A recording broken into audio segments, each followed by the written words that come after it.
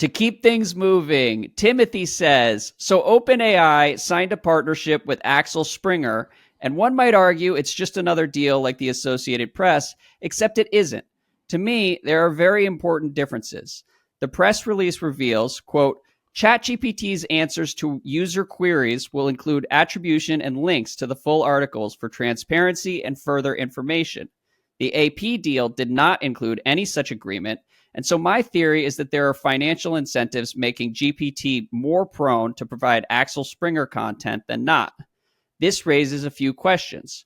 One, wouldn't deals like this mean they structurally build bias into the model, thereby decreasing the quality of their model? Let's take an extreme example and say a company uses GPT-4 to build a support AI chatbot. All of a sudden, the AI chatbot starts providing answers related to Axel Springer content.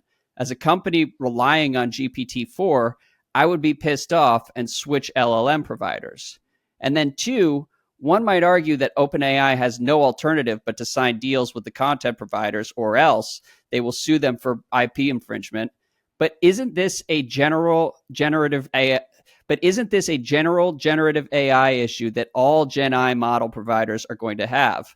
When they've signed this partnership, aren't they going to give up on their perspective that content providers don't have the rights to royalty fees just because their model is trained on their content, which in turn means that they theoretically would need to make deals with every single content provider out there?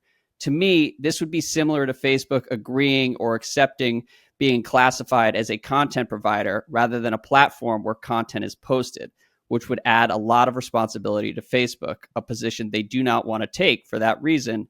What am I getting wrong here? So, Ben, what do you think? A lot there from Timothy. So I think this is one of those, I mean, just sort of like be similar to me, but in reverse. I think this is overthinking some of the incentive drivers, at least in the first part. The luxury of OpenAI is they are in a greenfield space. They're growing. They're doing new things. And this was, back when Google first started, there was a lot of talk about, what about the incentives of Google just sending you to their preferred link, sort of X, Y, Z. And the reality is when you're in a massive growth secular market, your incentive, you win by being the best provider. If they are compromising the quality of what they put out because of incentives, that is not going to be the best product, and they're not going to win in the market, right? Mm-hmm. I think those incentives become a bigger issue once you have sort of a super dominant position. Right today, Google, yes, you can go somewhere else, but most people aren't or won't.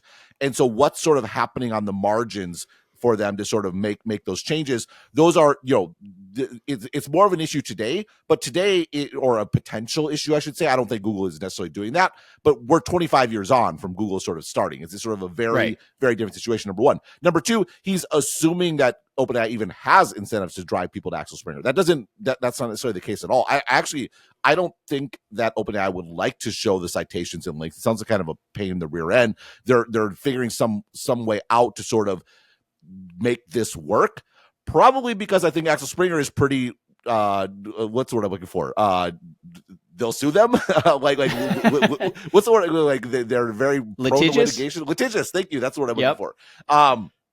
So I think that's actually a driver here. If anything, I would bet the incentives are there to avoid Axel Springer sort of content, or whatever that might be. But that gets to the bigger issue, which I agree with Timothy, that making these deals seems to be counter to this idea of, no, this is actually all fair use and there shouldn't be any necessity to do this. Well, this is why everyone gets a little antsy about OpenAI and unclear about sort of their motives. OpenAI has already indexed the entire internet. They've already gone through and got everything. They're already in sort of pole position as far as consumer preference and sort of usage is.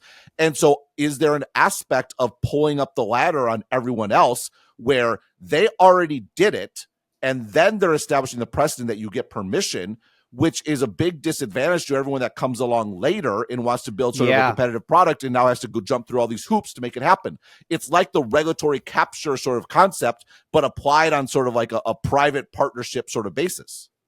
Yeah, I was going to ask about that because I have some additional thoughts on the New York Times litigation and our discussion last week. But one of those additional thoughts was, it's not necessarily the worst thing in the world if OpenAI settles out of court with the New York Times and agrees to pay them X amount of money to use their content for training purposes or whatever it may be, in part because that just sort of raises the barrier to entry for anyone who might challenge them over the next 10 years or so. And so then you're looking at like Google and OpenAI, and maybe Apple tries to do something in this space eventually. I'm sure Apple is going to try to do something in this space over the next couple of years. Like Google, like people will push back on the don't be evils, or do they actually mean that XYZ? But Google wasn't cutting content deals in like 2005 to say, can we index your content, right? They were pushing and arguing on principle that no, this is the open web, it's open content, we can sort of index it along with everybody else.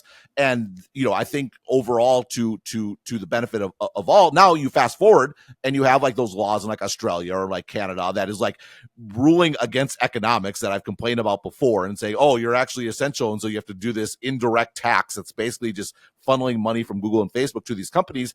And I get mad about that because it's like unnatural and it's not the way that it actually works. If you want to levy a tax, levy a tax. But that is in some respects what OpenAI is sort of pushing for now, right?